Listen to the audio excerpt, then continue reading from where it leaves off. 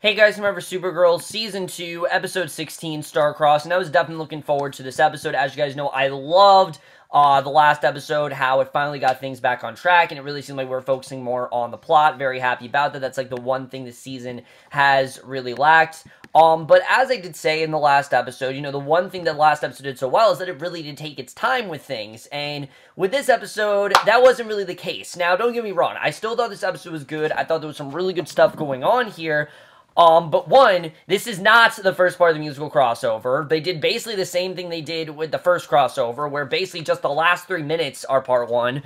Two, this episode just felt a little bit too, all at once. Like, we're given a lot of information this episode, it's all happening at once, and I really felt it could have been a little bit more sporadic. But let's just get into this episode, because I definitely do want to get into it. Some really good stuff going on here. We really did tap deeper into Mon-El in the episode that I really have wanted with him, but we're just gonna get into it. So we start with Car's apartment. Car and Mon-El are watching TV. Mon-El suggests they watch musicals, kind of setting up the musical crossover, but not really. Like I said, that's only until the last 3 minutes. And she smiles, and Mon-El points it out. Car admits that she's happy, and he's happy that she's happy, and they kiss. The TV signal is intercepted, and a woman's voice then rings out, demanding that Mon-El's captors hand him over, and she says they know where Mon-El is, and if the people don't give Mon-El up by dawn, then they're just going to take him by force. So that is definitely good conflict. They set up quite a good conflict here and everything like that, but everyone gathers the DEO. Obviously, they're not just going to let Mon-El go, so John explains that they detected a spacecraft above Earth. He shows Mon-El the scale of the ship and asks if it looks familiar, and he claims that he's never really seen it before. So John calls on Wynn, only to discover that he isn't there. Wynn and Lyra are actually out in the town. They stop at the National City Art Museum side entrance. She says that they won't let them do what she wants to while they're open. Lyra yanks open the security panel, suggests they go in and have museum sex, and Wynn immediately agrees and bypasses the lock, which it was definitely fun to watch them. I actually really do like these two, and the next day, Supergirl goes to meet the aliens. Mon-El insists on going with her, and she says that they want her, so he shouldn't go. So she flies up. She notices that the ship is beat up, that the aliens fire a missile at her. She evades it, but they fire a clear bubble that seals her inside. And before John and Mon-El can head up, Supergirl breaks free just as she crashes to the street. She flies back at the ship. The aliens fire on her. Mon-El finally calls over the radio, identifying himself, telling the invaders that he will surrender. The aliens shut down their weapons. Supergirl then flies back to the DEO. Mon-El says that it's his decision, and Alex reports that the ship is locking into their coordinates with a teleportation beam, and Supergirl asks Mon-El if he's sure. He says that he'll be okay, and he kisses her.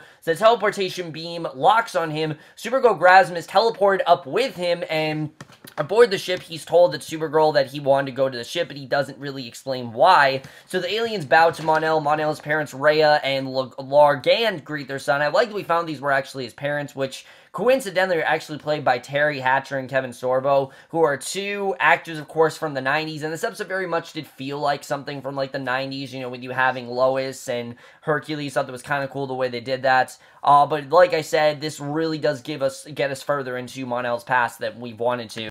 So they talk about how they finally found him. Rhea then hugs Mon-El, who says that they thought he was dead. Lar apologized to Supergirl, saying that they were defending themselves, and Supergirl attacked first as she starts to argue. Mon-El introduces Rhea and Lar, and Supergirl realizes that Mon-El is actually a prince, which is something that we had no idea about, but I thought was actually a cool revelation. I like that she found this out. I like that she now knows that he's a prince and everything.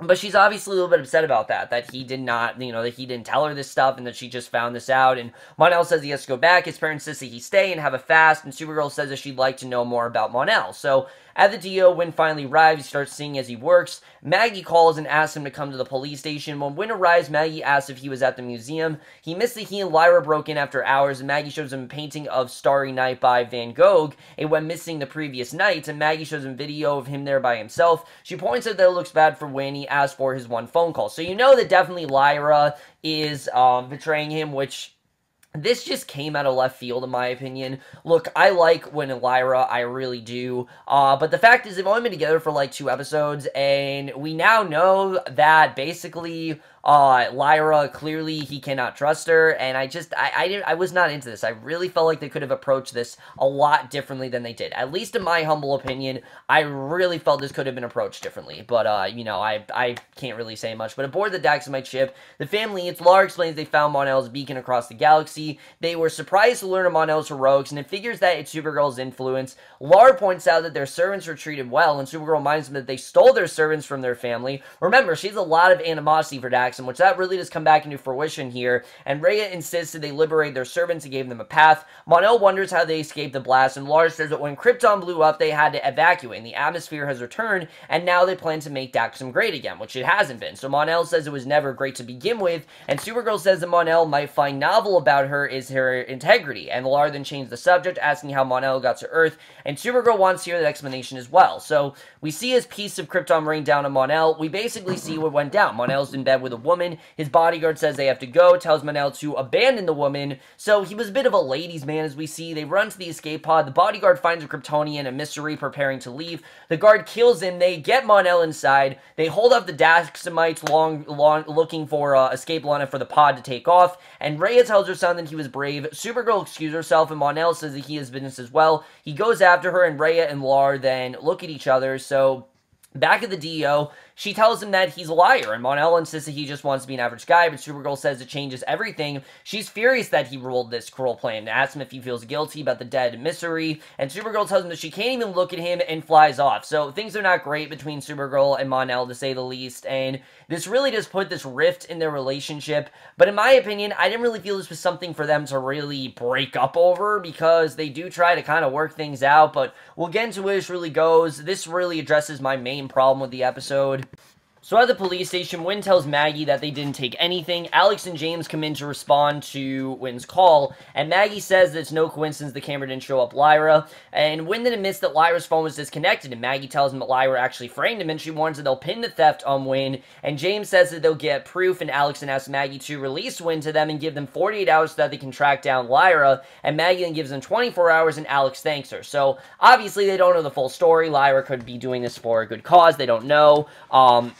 But at the DO, Alex examines the footage, tells Wynn that Lyra isn't there. Wynn insists that she was there, and John confirms that Valerians like Lyra can't be seen on security cameras. And Alex learns that there have been 2 other art thefts in the last 9 months, and in both cases, the main suspect claimed that their girlfriend set them up, and Wynn then admits that he doesn't know where Lyra lives, but she is registered, and John confirms that her registered address is actually fake. So James suggests they bring Mon-El, and Supergirl refuses. You know, she doesn't want him involved, so Alex talks to Kara privately. She understands why Kara's upset. Kara explains that the royal family kept their servants drunk and having to distract them from their captivity, so you can understand why Kara has this hate for them. There are a lot of things that Daxam did that she's just not okay with. There are a lot of things, I mean, they were really risky, and Alex suggests that Mon-El might be looking for fresh starts, and I like that Alex looking at things from the other side of the coin. You know, she's looking at it in the sense that this is a good thing for Mon-El. You know, he's been away. He's wanted to get away from, all of that. Maybe he needs to get back into it, and Kara should give him a chance to explain.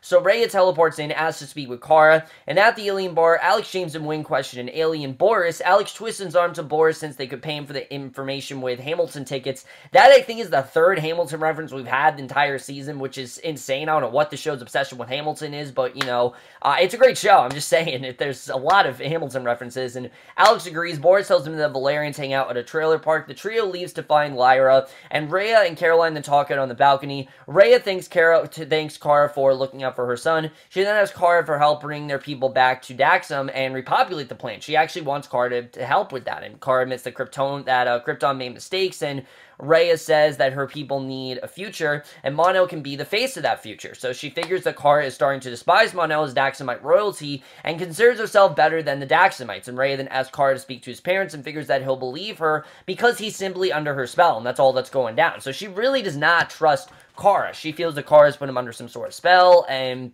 Lyra's in her trailer when Wynn knocks at the door. She says that he shouldn't be there, that's what she did wasn't personal, and Wynn wonders why she waited so long for this, and Lyra explains she needed time to gain his trust. He tells her to look her in the eye lines, admits that she has no feelings for him, and if she does, then he'll leave, and Lyra does so. Wynn walks out. Guardian's outside. Lyra says she also has backup, and hers kill. 2 aliens arrive, attack Wynn and Guardian as Lyra runs off, and Guardian takes on the aliens while Wynn goes after Lyra. She slams him to the ground, pins him on with 1 foot. He trips her. Meanwhile, the 2 aliens knock Guardian down. Alex arrives, takes one of them out. Guardian defeats the other. Van then pulls up. One of the aliens get inside. The van drives off, and Lyra runs up, yelling for it to come back. Alex then finds a painting in Lyra's trailer, and Lyra says they have no idea what they've done. And again, at this point, I just really was not that into the storyline. I wanted to be more into it, but the show just didn't really give us enough focus, and we don't care enough about Lyra to really get into this. I mean, they've set up Wynn and Lyra well enough, but not enough for something of this magnitude. So at the DO, Wynn asks an imprisoned Lyra for the truth. She says the people she works for have her brother Bastion, and he's as good as dead. And Wynn tells her that he would have helped her if he'd know, because he cares for her, and he asks for the truth. Lyra describes how her parents died of starvation on Starhaven. She misses she's a refugee and a thief, and that she liked Wynn, and Wynn asks why she conned him. And Lyra says that Bastion hasn't been carrying his weight with the gang he works for, so she offered to clear his debt, and she misses she didn't want to con Wynn, but she just had to, and if she doesn't get the painting to the gang, then they're going to have to kill him. So Wynn gets the name of the buyer, Mandrax, from Lyra. He tells John and Alex, and they know him as an art buyer since he escaped from Fort Ross, and Wynn wants to give them the painting and get Bastion out, but John suggests that Lyra's conning Wynn again. So Wynn insists that he believes her, but John says that he can't afford to, and he tells Wynn that they'll investigate Mandrax and proceed accordingly. So he releases Lyra, tells her to trust him, and I like that he's still on her side. Like, he understands why she's doing this, and I thought that definitely was good, but Kara then finds Mon-El in the med bay, says she talked to Rhea. Mon-El refused to go back to the Daxamite ship and asks Kara what she can do to fix her situation. He wants to try, but Kara tells him he's been given a second chance, and his parents and his people are alive, and they need him, and Mon-El shouldn't just throw that chance away.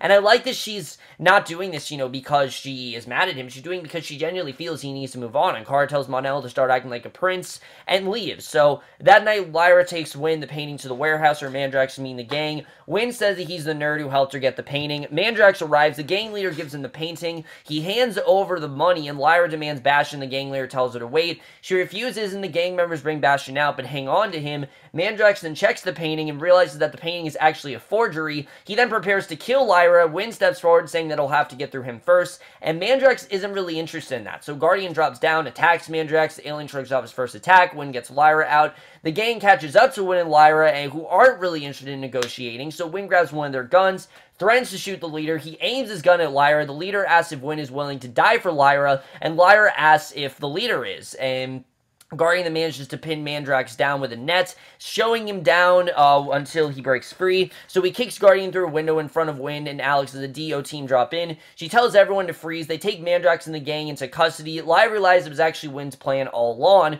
and jokingly says that keeping secrets is rubbing off on Wynn, and Wynn tells her to go to her brother, and she and Bastion hug. So I'm assuming he's going to let her rescue her brother. We'll have to see the way that goes down. But at the police station, Wynn gives Maggie the real painting and the aliens. He asks her to forget Lyra and Bastion, and Maggie agrees. So back at the DO, Lyra tells Wynn that she and Bastion will find a new place. She figures that Wynn hates her, and Lyra goes to the med bay to check on her brother. Kara asks Wynn if he's afraid that Lyra will hurt him again. Wynn tells his friend that Lyra didn't want to hurt him, and she was willing to sacrifice her life for her brother. And as they watch Lyra and Bastion, Wynn tells Kara that Mon-El had his reasons for doing what he did, and Kara will have to decide if they're good enough for her. And I like that Wynn is siding with Mon-El, that he had specific reasons for doing this, and really that's going to be a testament to how she really feels about him. So she returns to her apartment. She finds Mon-El waiting for her. He says he owes Kara a lot, and most of all the truth, and he reintroduced himself as a former prince of Daxam, and admits that he was a spoiled, useless person until he met Kara. Now he's a hero, and he gets to spend his time with Kara, and he loves her, and that this really has redeemed him. And we remember that. We remember when Mon-El arrived, he was completely in the dark about everything going on with Earth, and Kara says she deserves better than being lied to. Mon-El admits that he's a liar, but hopes she can see the good in him. She asks him if he was ever going to tell the truth. Mon-El admits that he really doesn't know, and Kara tells him he just wants things to be easy, but falling in love and being a hero, that isn't easy. And she tells Mon-El that it's over, and Mon-El then walks out, and I don't know, just for me personally, I didn't feel this was really a reason for them to break up. Like, after everything they've been through and all the buildup we've had, now you're really going to break them up. It didn't really make sense. It makes more sense in the Flash part of the crossover, but just right now, this did not really make much sense in hindsight. But Mon-El beams up to the Daxamite ship. He asks Rhea if she told Kara the relationship wouldn't last. Lara asks Mon-El to return with them to Daxam, but he refuses, and he figures that nothing will really change. Explains he detests who he was. Rhea says he just sounds like Kara, and Mon-El tells her that Kara is the best thing has ever happened to him. He tells his parents that they should leave and never return, tells them to send him home to Earth, and after a moment, Lara does so. So the next day, Wayne gives Supergirl the interdimensional extrapolator that Cisco gave Supergirl,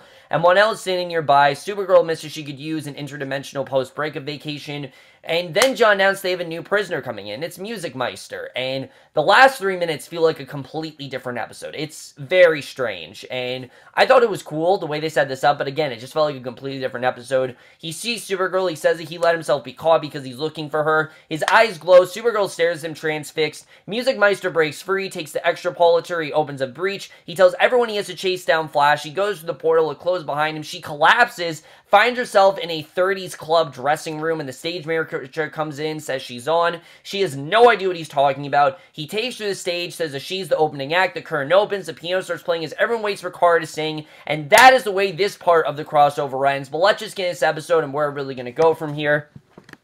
Now, in terms of the crossover, it's kind of hard for me to predict what's going on because I've already seen the Flash part of the crossover, so I can't really predict, but I will say that for me, this was definitely a weak start. I don't really know why they keep doing this where they say, you know, 2-night crossover or, oh, 4-night crossover, when really it's just a normal Supergirl episode to the last 3 or so minutes, and then that's really all that ends up impacting the episode.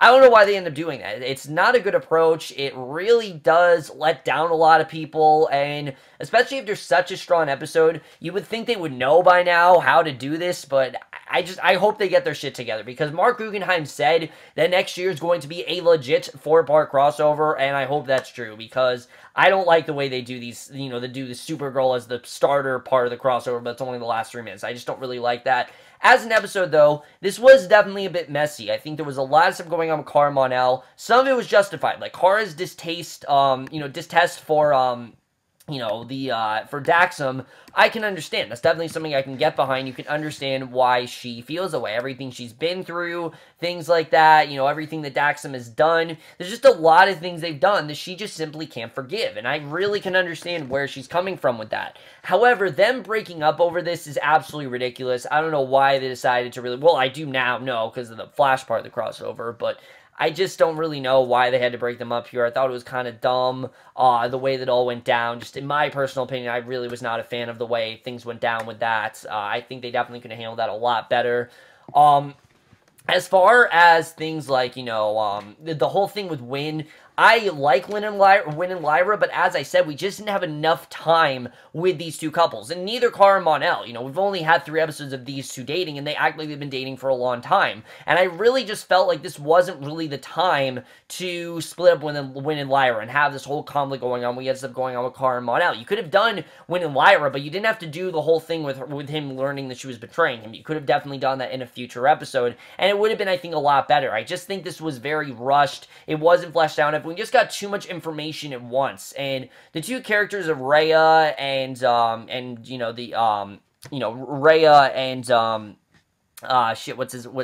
the other dude's name? I don't even remember the other dude's name because he didn't have anything to do. Oh, and Largand.